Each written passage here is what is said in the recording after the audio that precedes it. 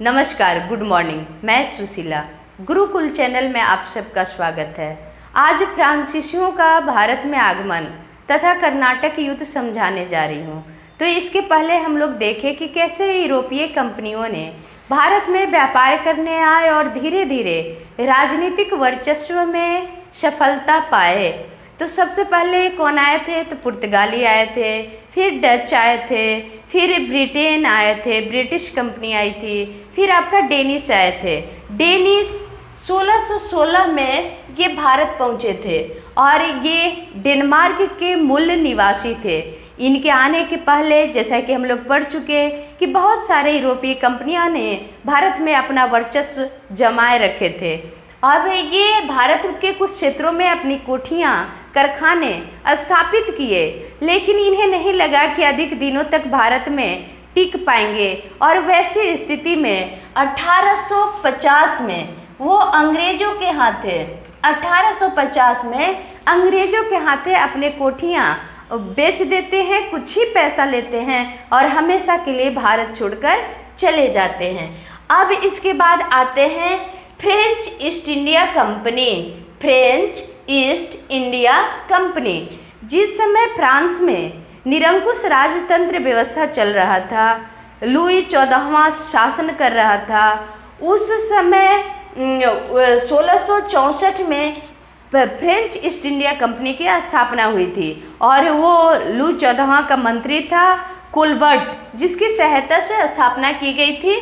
कब की गई थी? 1664 में। इसके बाद जब वो 64 में आए तो 4 साल बाद यानी 1668 में फेको करो द्वारा सूरत में ये अपना पहला कोठी खोलते हैं। सूरत में वो अपना पहला कोठी खोलते हैं। आप इसके पहले भी पढ़ चुके कि ब्रिटिश भी भारत में आए थे और अपना पहला फैक्ट्री सूरत में ही खोले थे।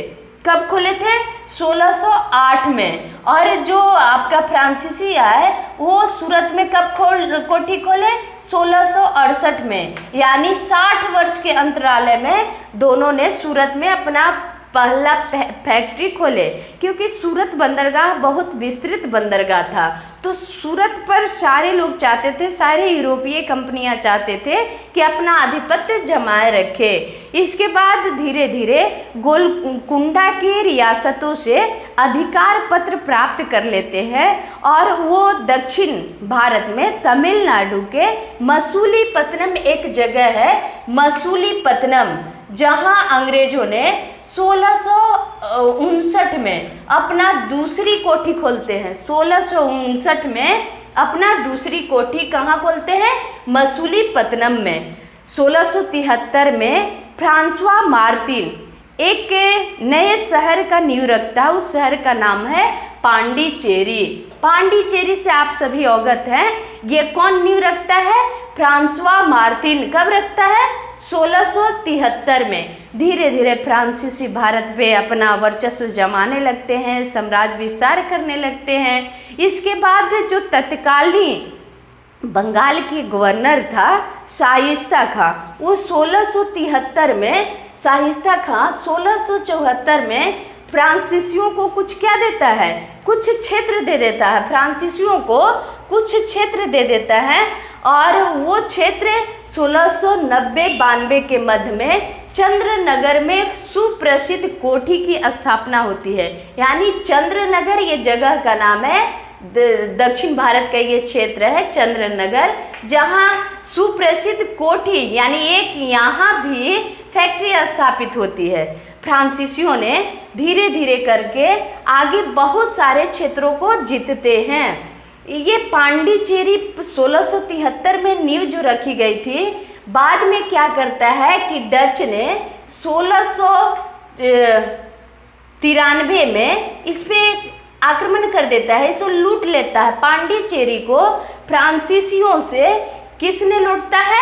डचों ने लूट लेता है। बाद में 1697 में एक संधि होती है, उस संधि को बोला जाता है रिजविक की संधि। रिजविक की संधि में ये वापस किया जाता है। क्या चीज़? पांडिचेरी किसको दिया जाता है? फ्रांसीसियों को। किनके द्वारा? डचों के द्वारा वापस कर दिया जाता है। धीरे धीरे फ्रांसीसी अपना क्षेत्र स्थापित करते हैं। जैसे आप देखिए कि मॉरिशस 1721 में मॉरिशस पे अपना अधिकार जमा लेते हैं। 1725 में मालाबार के तट पर माही है, माही को अपने नियंत्रण में कर लेते हैं। 1739 को कारिकल पर अपना अधिकार कर लेते हैं और धीरे धीरे अपना क्षेत्रफल को बढ़ा लेते हैं, साम्राज्य का विस्तार कर लेते हैं। 1742 के पहले फ्रांसीसियों का उद्देश्य था अधिक से अधिक व्यापार करना, लाभ कमाना व्यापार करके। लेकिन जब से यानी 1742 के बाद पांडिचेरी का गवर्नर नियुक्त होता है, एक फ्रांसीसी गवर्नर, और उस व्यक्ति का नाम है डुप्ले। उस व्यक्ति का नाम है डुप्ले। डुप्ले जैसे ही फ्रांसीसी गवर्नर बनकर आता है, उसके मन में ये जो मूल उद्देश्य था व्यापारिक लाभ कमाना, ये बदल जाता है और उसका उद्देश्य हो जाता है राजनीतिक क्षेत्र में अधिक से अधिक लाभ कमाना। ये बहुत ही महत्वाकांक्षी व्यक्ति था। ये डुप्ले जो था महत्वाकांक्षी व्यक्ति था और इसी के महत्वाकांक्षा के कारण फ्रांसीसियों का भारत में पतन हुआ था। जब आप इसके पहले की वीडियो में पढ़े कि कैसे अंग्रेजों ने भारत के बहुत सारे क्षेत्रों पर अपना आधिपत्य जमा लिए थे, तो स्वाभाविक है कि दूसरे लोग आकर दूसरे देश जब जमाना शुरू करेंगे तो दोनों के बीच में, किनके बीच में? व्यापारियों कंपनियों के बीच में, यानी फ्रांसीसी और ब्रिटिश के बीच में क्या हुआ था? संघर्ष हुआ था, संघर्ष युद्ध हुआ था और उस युद्ध का नाम रखा गया था कर्नाटक युद्ध। ये कर्नाटक युद्ध, 3 कर्नाटक युद्ध हुआ था। प्रथम कर्नाटक युद्ध, द्वितीय कर्नाटक युद्ध और तृतीय कर्नाटक युद्ध। युद्ध का देखिएगा मूल कारण क्या हो सकता है? मूल कारण है यूरोप में। यूरोप में जो युद्ध हो रहा है उसका संघर्ष, उसका प्रभाव कहाँ पड़ रहा है? तो भारत में। तो सबसे पहले हम लोग देखेंगे कि प्रथम कर्नाटक युद्ध कब से कब तक लड़ा गया? 1746 से लेकर 1748 तक प्रथम कर्नाटक युद्ध लड़ा गया था।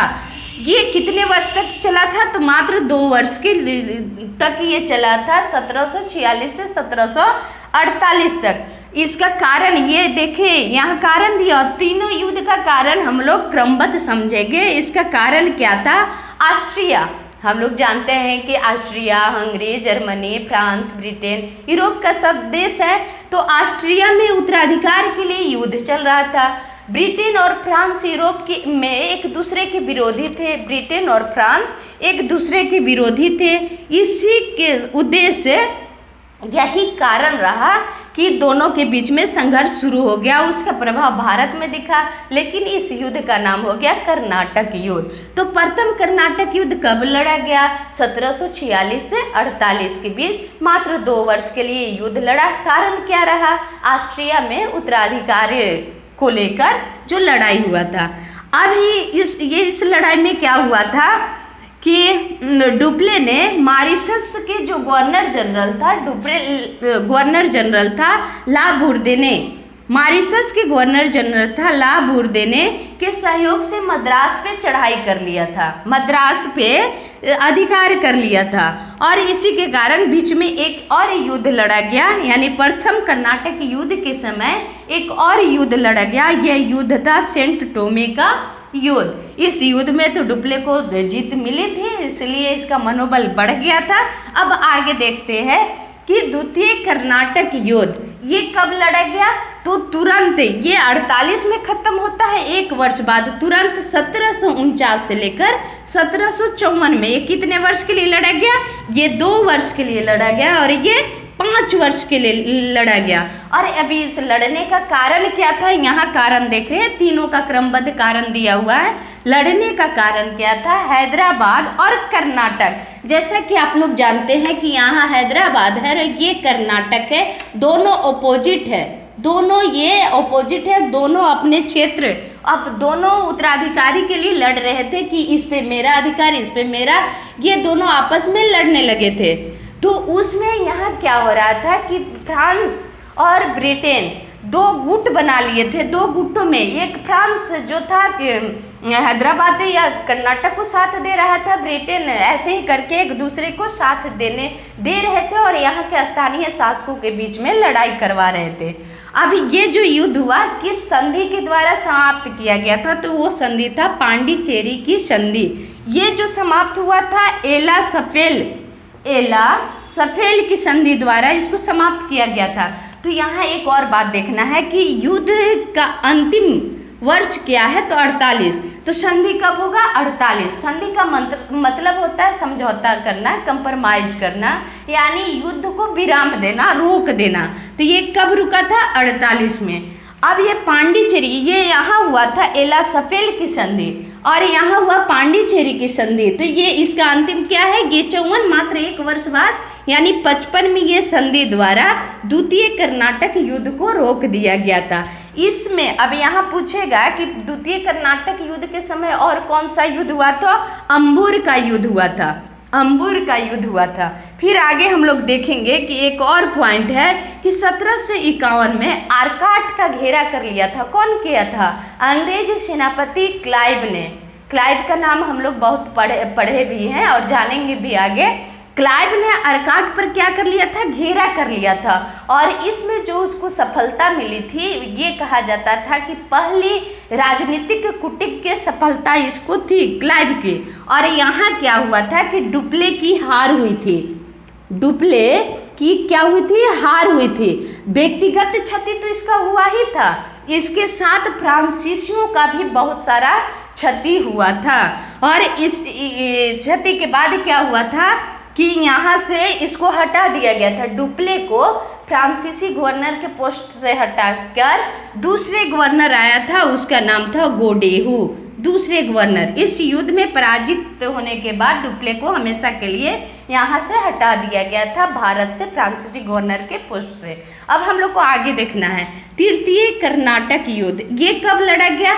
ये लड़ा गया, आप देखें कि 55 में यहाँ क्या हुआ? 1755 में समझौता हुआ और फिर देख रहे हैं कि तृतीय कर्नाटक युद्ध शुरू हो गया। ये कब हुआ? 1756 से 1763। ये 2 वर्ष, ये 5 वर्ष और ये कितने वर्ष? ये 7 वर्ष तक युद्ध लड़ा गया था। 2 वर्ष, 5 वर्ष और कितने वर्ष? 7 वर्षों तक युद्ध लड़ा गया था। और इस युद्ध को समाप्त किया गया था किस संधि के द्वारा? पेरिस की संधि के द्वारा। कब? तो बस ध्यान रखना है कि अंतिम, तो यानी 1763 में तृतीय कर्नाटक युद्ध को समाप्त किया गया था। लेकिन इसका कारण क्या रहा इस युद्ध को लड़ने का? तो सप्तवर्षीय युद्ध था ऑस्ट्रिया और प्रशा में, यानी यूरोप में ये युद्ध चल रहा है। देखिए यूरोप में युद्ध चल रहा है, उसका प्रभाव कहाँ पड़ रहा है? भारत पे पड़ रहा है। ऑस्ट्रिया और प्रशा में युद्ध हो रहा है, तो ब्रिटेन क्या कर रहा है? ब्रिटेन साथ दे रहा है प्रशा को और फ्रांस साथ दे रहा है ऑस्ट्रिया को। यहाँ दोनों एक देश एक दूसरे को साथ देकर ये सप्तवर्षीय युद्ध 7 वर्षों तक चला था और लड़ रहे। तो उसका प्रभाव स्वाभाविक है कि भारत में भी तो दोनों शक्तियाँ वर्चस्व जमाए रखे हैं, ब्रिटेन और फ्रांस। तो वो प्रभाव आपका भारत में दिख रहा था। युद्ध यहाँ भी चल रहा था, यूरोप में चल रहा था और यहाँ भी दोनों आपस में लड़ रहे थे। और क्या हुआ? अंतिम रूप से ये सारे युद्ध में फिर फ्रांसीसियों की धीरे धीरे कमजोरियाँ दिखने लगी और इसके बाद वांडीवास का युद्ध होता है और ये युद्ध होता है 1760 में। इस युद्ध में क्या होता है? हमेशा के लिए निर्णय ले लिया जाता है कि फ्रांस अब भारत में नहीं रहेंगे। 1760 में वांडीवास का युद्ध होता है और फ्रांस हमेशा के लिए फ्रांसीसी हमेशा के लिए भारत से खदेड़ दिए जाते हैं। और यहाँ शक्तिशाली रूप में कौन रहता है? ब्रिटेन रहते हैं। अब यहाँ थोड़ा सा देखना है कि अंग्रेज जो सेनापति था कौन था? आयरकुट। नाम सुने, प्रसिद्ध नाम है आयरकुट। और फ्रांस सेनापति जो था वांडीवास के युद्ध में कौन था? काउंट लाली।